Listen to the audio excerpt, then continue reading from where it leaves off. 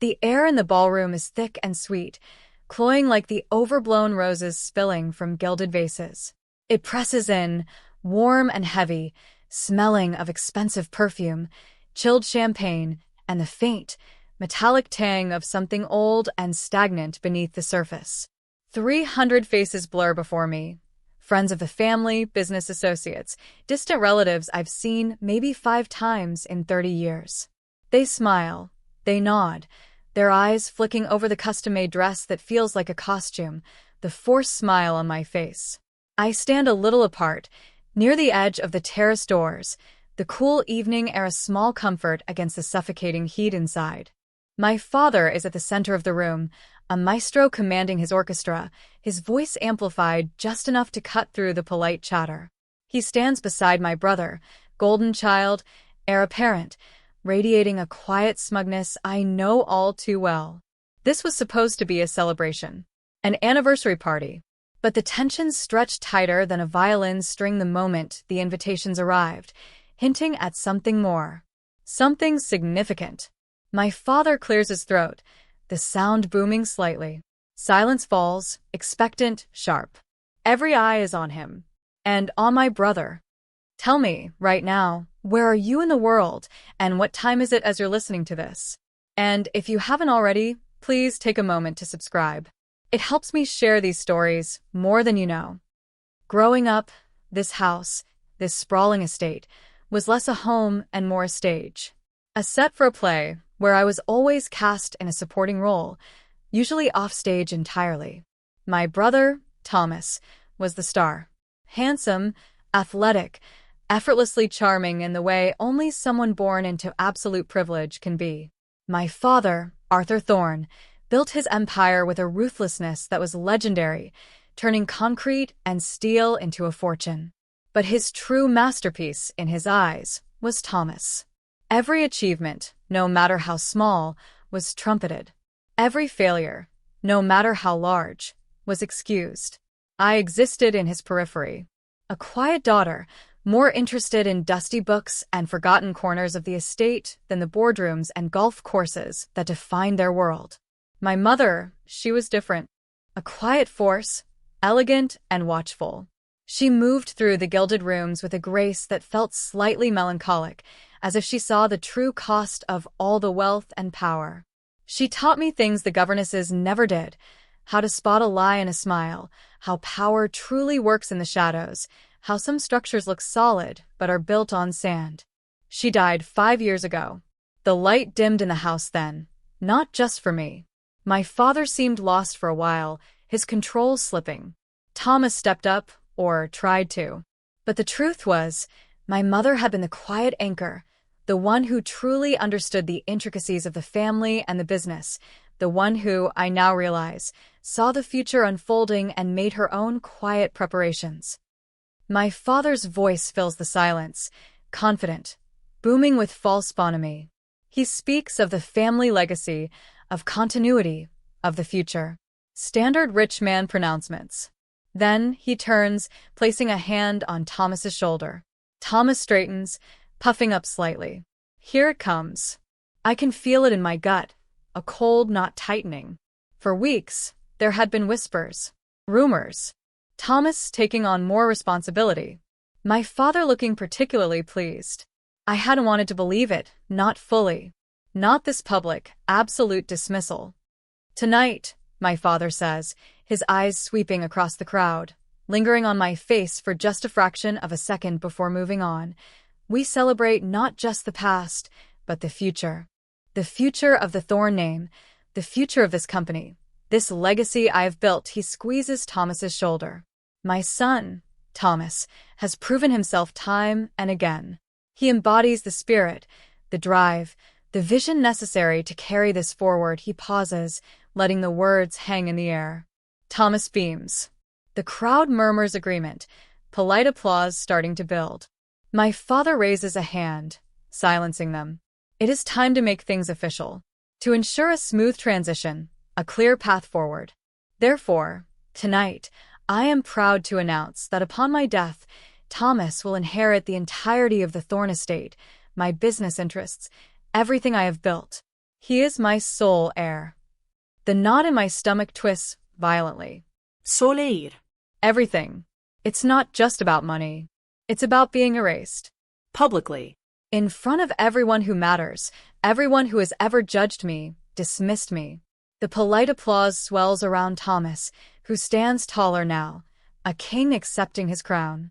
My father smiles, a triumphant, unapologetic smile. He looks not at me, but around the room, soaking in the affirmation. I am a ghost in my own home. Less than nothing. Just gone. The feeling is surreal. Like the floor has tilted, and I'm sliding towards an unseen edge. The noise of the party rushes back in, distorted, muffled. People turn towards me, some with pity, some with thinly veiled satisfaction, some with that awkward social paralysis that comes from witnessing a public dismantling. I force myself to stand straight, to not crumple. Thomas catches my eye across the room. He doesn't look triumphant. He looks surprised, almost hesitant. That's new. Usually he revels in these moments. My father is still basking, shaking hands. He doesn't spare me another glance.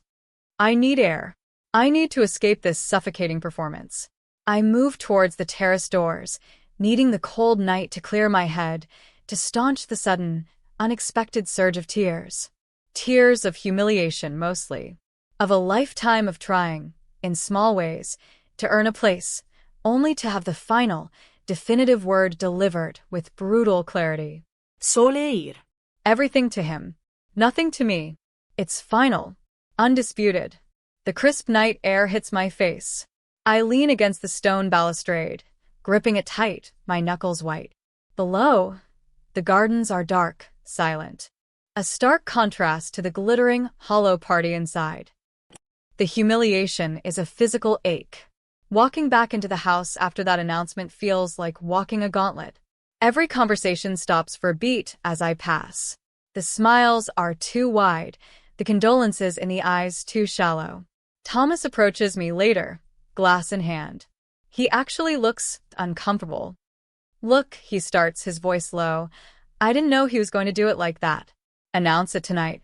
I stare at him, my voice flat, stripped of any emotion. But you knew. He shrugs a little helplessly. We've been talking about succession. For a while. It makes sense, doesn't it? I've been working with him for years. You've always done your own thing. Done my own thing. That's how they framed my attempts to build a life, a career, anything separate from their world. As a rejection. Not a necessity born of feeling unwanted here. So, I say, my voice gaining a brittle edge, that's it then. Everything. Just gone. He'll provide for you, of course, Thomas says quickly. A trust. Something comfortable. Comfortable. Pity money. A stipend from the kingdom I was disinherited from. It stings more than the outright disinheritance. The assumption that I would need their charity. Right? I say, turning away. Comfortable. I can't stand to be in the same room with them. The father who erased me. The brother who inherits my ghost. I make my excuses quietly, fading into the background. No dramatic exit needed. I'm already invisible. I retreat not to my old room, which feels haunted by the girl I used to be, but to my mother's study. It has been untouched since she died. The air is still, carries the scent of old paper and her faint, lingering perfume. This was her sanctuary. The one place my father's boisterous energy didn't penetrate. I sit at her large mahogany desk, running my hand over the smooth, cool surface. It feels solid. Real. Unlike everything else tonight. I open a drawer idly looking for, I don't know, a sign? A memory? My fingers brush against something hard, hidden beneath a stack of old letters. It's a small, locked box. I remember it. My mother kept small treasures in it. A few pieces of jewelry, old photographs. I pick it up, the weight familiar. There's no key. I know she kept it on a chain around her neck, always hidden beneath her dress. That chain was buried with her. I try the lock with a hairpin. Useless. It's a sturdy little thing. I sit there for a long time, holding the box, the party noise a distant hum. The feeling of absolute defeat starts to recede, replaced by a cold, quiet anger. Not directed outwards, not yet. But inwards. How could I have been so naive? So foolish to think that just because I was his daughter, blood, that would mean something when stacked against Thomas, his reflection? My mother knew. I'm certain she did. She saw my father for what he was, saw Thomas for who he was becoming. She wouldn't have left me completely exposed. But how could she protect me from this?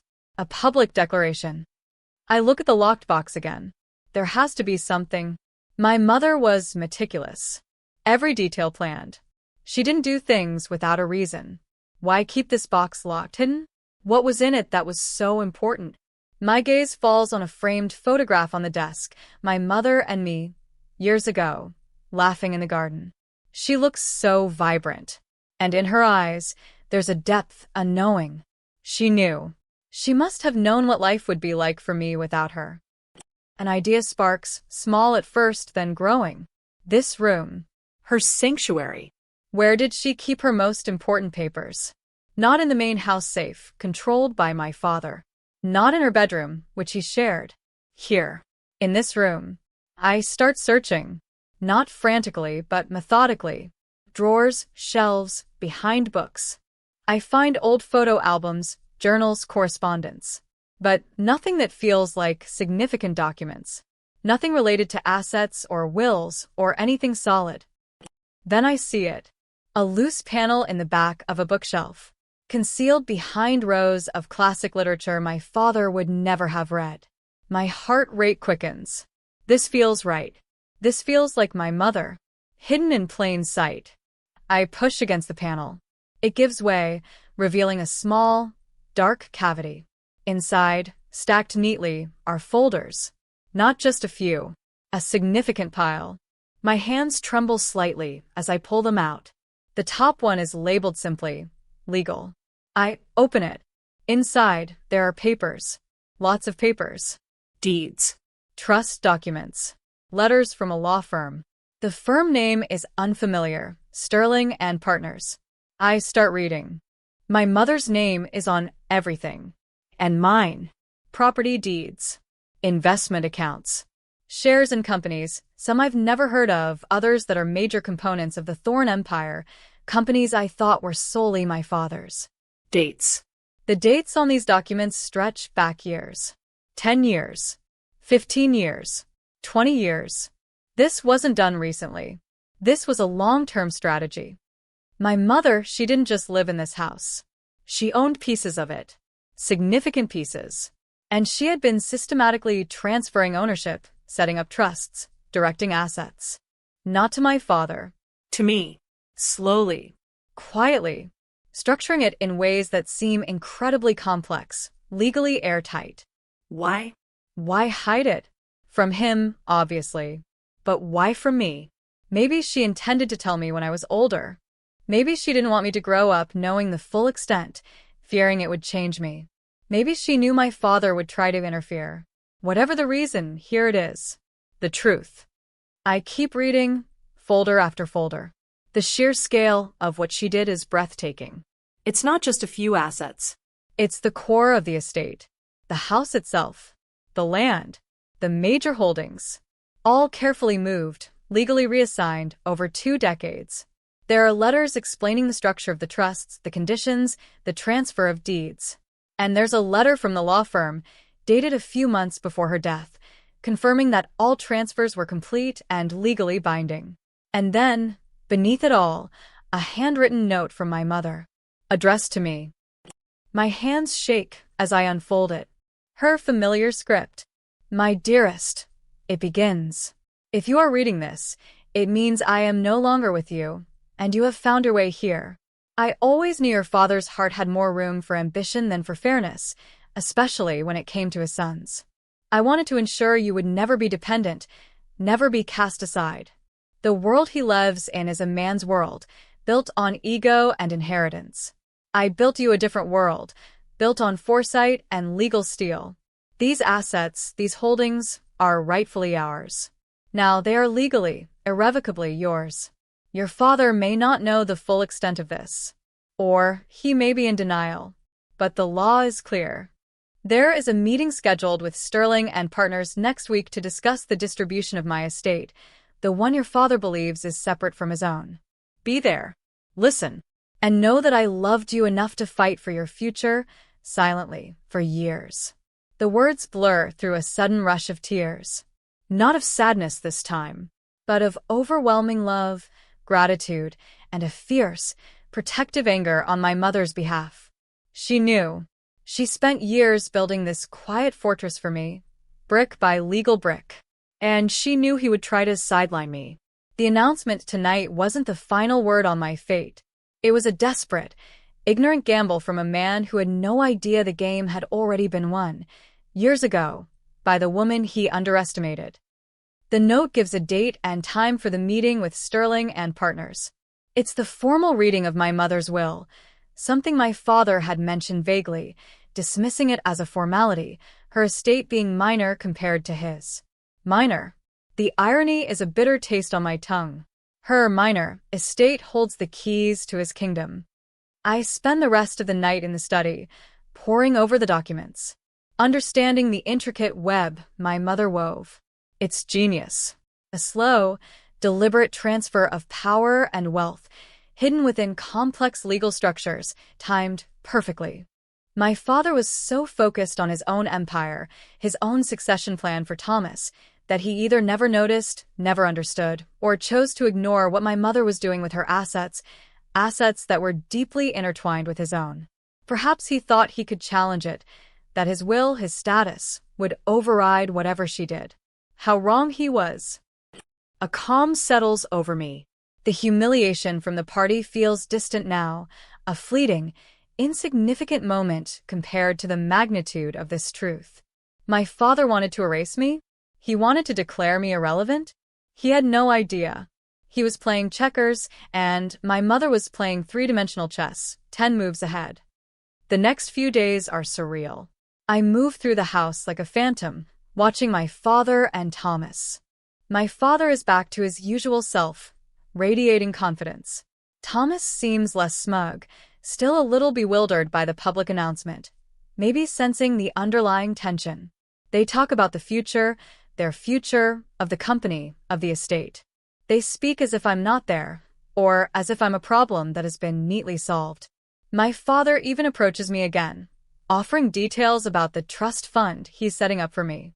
He speaks with a patronizing tone, explaining how this will ensure I'm taken care of and don't have to worry.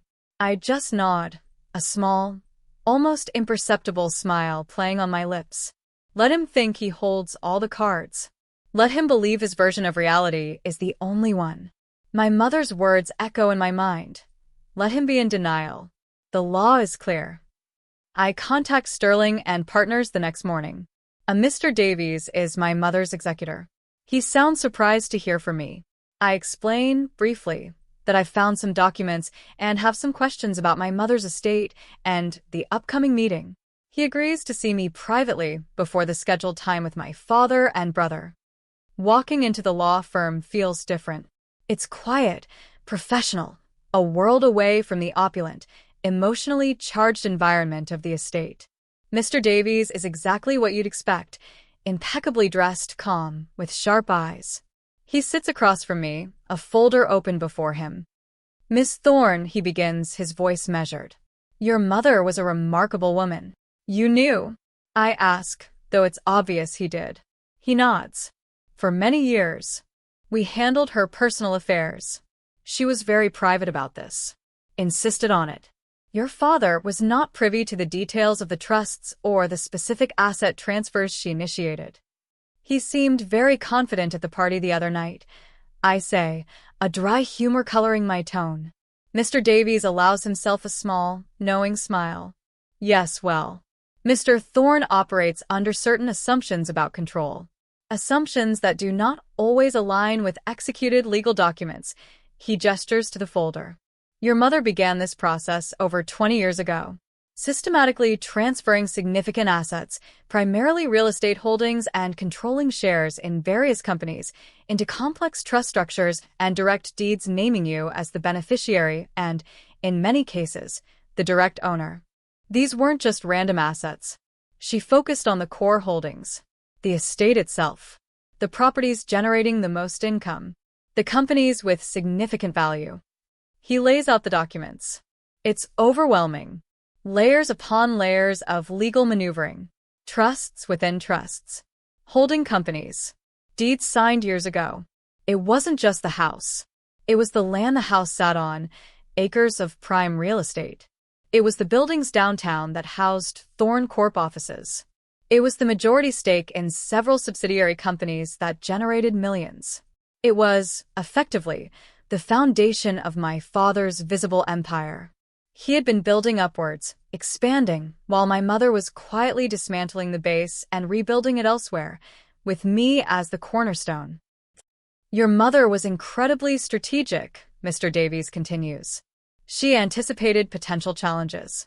The trusts have clauses that make them extremely difficult, if not impossible, for your father or anyone else to contest. The deeds are outright transfers, completed years ago. Your father's will deals with the assets still held in his name at the time of his death. What he announced at the party, that is what Thomas will inherit from your father. But the vast majority of the family wealth, the physical estate, the significant income-generating properties and business interests, they were no longer in your father's name. They were already yours, via these structures, years before she passed. My head spins a little. So my father's entirety of the Thorn estate announcement? It was based on an outdated reality, a fiction he believed, or perhaps wanted others to believe. He announced Thomas would inherit everything he owned. The problem was, he owned very little of the true family fortune anymore, not compared to what my mother had transferred. He was giving away an empty box, while I already held the keys to the vault.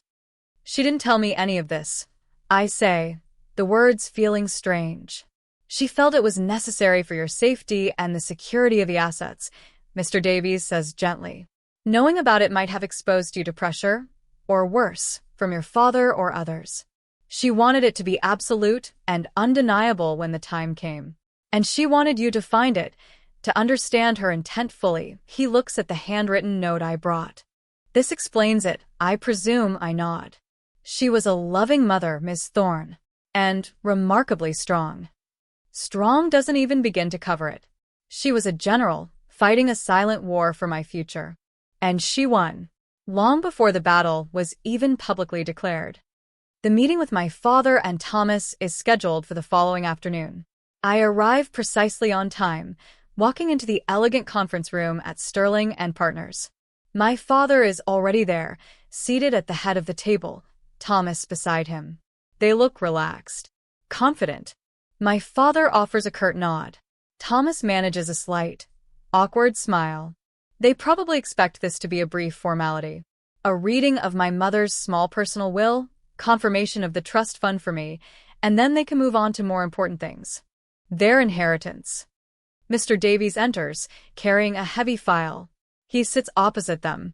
I take a seat to his left, slightly removed, just watching. The room is quiet, formal. The air feels charged. Not with the party's false festivity, but with a silent, powerful energy. My energy. Mr. Davies begins. He speaks in clear, measured tones. He confirms everyone present. He states the purpose of the meeting, to execute the will and address the estate of the late Eleanor Thorne. He reads from her will. It's simple. Personal effects mostly. A few smaller bequests. It seems exactly as my father predicted, minor. Thomas shifts in his seat, looking bored. My father leans back, a picture of impatient satisfaction. Then Mr. Davies pauses. He looks up, first at my father, then at Thomas, then his gaze settles on me for a brief, significant moment.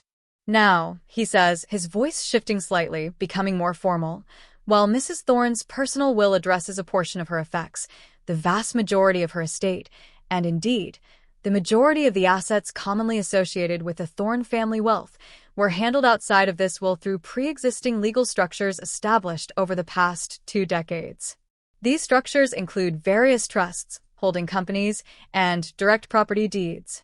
My father frowns. Thomas looks confused. What structures? My father interjects, his tone sharp. Eleanor's estate was straightforward. A few personal investments, some jewelry. Nothing significant. Mr. Davies calmly opens the large file before him. He doesn't react to my father's dismissal. Mr. Thorne, these are not recent arrangements. Your wife was meticulous in her financial planning. For example, he picks up a document. This is the deed for the property located at 1422 Evergreen Lane, the main estate. He turns the document to face my father. The owner listed here is not Arthur Thorne, nor the Thorne Corporation. It is the Evergreen Irrevocable Trust, established in 2005, and he slides another paper forward. The sole beneficiary and controller of the Evergreen Irrevocable Trust is Ms. Clara Thorne. He points to me. Silence. Absolute, stunned silence. My father's face, seconds ago confident and dismissive, drains of color. Thomas stares, his mouth slightly open. They look like they've been hit by physical blows. Mr. Davies continues, his voice flat and relentless, reading from document after document. The controlling interest in Thorne Commercial Properties, Incorporated, held by the Lionsgate Trust, established in 2008. Sole beneficiary and controller, Ms. Clara Thorne. He lays down another deed. The office building at 789 Commerce Way, the industrial park on the outskirts of the city, the majority shares in Thorne Logistics, one after another. Each document a nail in the coffin of their assumption. Each name read out, Evergreen Irrevocable Trust, Lionsgate Trust, other complex names, leading back to the same person. Me. My father finds his voice, a strangled, hoarse sound. What is this? This isn't possible. This is my company. My property. Legally, Mr. Thorne, Mr. Davies says, looking directly at him. These specific assets were transferred out of your name and into these trusts and deeds years ago by your wife. She had the legal right to do so with assets held jointly or under her personal control. These transactions were all properly filed, all legally executed. Here are the records. He slides over binders thick with documentation. As of the dates listed on these documents, these assets ceased to be part of your personal estate. They became the assets of the trusts or the direct property of Ms. Clara Thorne. Thomas finally speaks, his voice a disbelieving whisper. The house? The main offices? But Dad owns everything. Your father owns what is still in his name, Thomas. I say, my voice quiet, steady. I look at them, the men who thought they had carved up the world and left me nothing. There's no triumph yet, just a cold, clear seeing. He announced he was leaving you everything he owns. And he will. It just turns out what he owns is significantly less than you, or he seemed to believe. My father slams his hand on the table. This is a trick. A forgery. I would know if my wife was moving assets like this. With respect, Mr. Thorne, Mr. Davies says calmly. The documentation is all here, signed, dated, filed. The transfers were done gradually, over 2 decades. They are entirely legitimate. Your wife was very careful to ensure their validity. Perhaps you were not fully aware of the extent of her financial planning. Or perhaps you chose not to acknowledge it. The implication hangs in the air. He was either oblivious or in deep, deep denial. Neither speaks well of his supposed control and business acumen. My father starts to sputter, raging about contesting it about lawsuits. You are free to consult with your own counsel, Mr. Thorne, Mr. Davies says politely. But I assure you, my firm took every possible measure to ensure these structures are legally sound and effectively impermeable to challenge. Your wife anticipated this possibility, he glances at me. She wanted to ensure her daughter's future was absolutely secure. The room is silent again, save for my father's ragged breathing and Thomas's stunned quiet. They look at me now, truly look at me, for the first time in years. The ghost in the corner has just revealed she owns the house. There's no shouting, no dramatic confrontation from me. just the quiet presence of truth. The sheer weight of the documents on the table speaks volumes. The father who publicly disinherited me from an empire he thought was his is now staring at the proof that the empire was already gone, moved, years ago, piece by piece, into my name by the woman he married, the woman he underestimated. My father looked shattered. Not sad, but furious, his face contorted in disbelief and rage. Thomas looks Lost. The golden future he was just handed, publicly celebrated, has dissolved like smoke. The irony is brutal. My father's grand announcement wasn't the moment I lost everything. It was the moment he exposed the depth of his ignorance about the reality of his own wealth and the quiet strength of his wife. He didn't just announce Thomas as heir to his estate. He announced Thomas as heir to a significantly diminished fortune, while simultaneously confirming to the world that he was unaware of the true state of his family's assets, the very assets I now control. His act of disinheritance was built on a lie he told himself. I look at my mother's note again in my mind. She wanted to ensure her daughter's future was absolutely secure. Secure from what? From Mead, yes. But more than that, secure from them. From their control, their dismissal, their ability to erase me. This wasn't just an inheritance. It was liberation. Won for me, decades ago, by a mother who saw the cage they were building and quietly constructed an escape route, a fortress, outside its walls. I stand up, the scrape of the chair on the floor the only sound in the room. My father looks up, his eyes burning with impotent fury. Thomas stares blankly. Mr. Davies watches me, a flicker of understanding in his eyes. The meeting is concluded, I say, my voice clear and steady. It's the first time I've used that tone with them, not asking, not pleading, just stating fact. Mr. Davies has explained the legal reality. I look at my father, then at Thomas. You can contest it if you wish. Spend years and millions in court. The documents are clear. My mother was thorough. I turn to Mr. Davies. Thank you for your time, Mr. Davies. I'll be in touch regarding the next steps for managing these assets. Of course, Ms. Thorne, he says, his tone respectful. I walk towards the door. I don't look back. I leave them sitting there, in the silence, surrounded by the paper trail of my mother's quiet, devastating victory. They thought they had won. They thought they had put me in my place. They had no idea the place my mother had already secured for me was the seat of power. Walking out of the law firm, into the bright afternoon sun, feels like stepping into a different world. The air is lighter, cleaner. The weight I've carried for years, the feeling of being overlooked, dismissed, fundamentally less than, has lifted. The victory is immense, undeniable. But it's also quiet. There's no triumphant music, no grand pronouncement. Just the simple, profound reality of owning my own future, built on the foundation of my mother's fierce love and foresight. The house, the estate, the companies, they are mine. Not through my father's flawed generosity or a contested will, but through my mother's deliberate, long-term plan. It's a strange inheritance, a legacy of foresight, of protection, built in secret. It comes with immense responsibility, with complex structures to understand, with a broken family left behind. But it also comes with freedom. The freedom to finally be myself, to build something true, not in the shadow of their expectations, but in the light of my mother's unwavering belief in me. The empire my father built was one of steel and ego. The one my mother built for me was one of quiet strength and unwavering love. And it turns out hers was the stronger foundation all along. I don't know what happens next with my father and Thomas. Lawsuits, anger, denial, probably all of it. But their actions, their attempts to erase me, led directly to this moment, to the undeniable truth coming to light.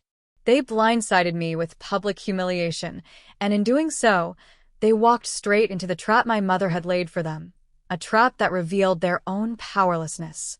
The game is over, and I won. If this story resonated with you, if you've ever felt unseen, dismissed, or like you had to fight for your place, I'd love to hear your version in the comments below. Drop a comment with where you're listening from and what time it is. Thanks for being here. Subscribing helps bring more of these stories to life.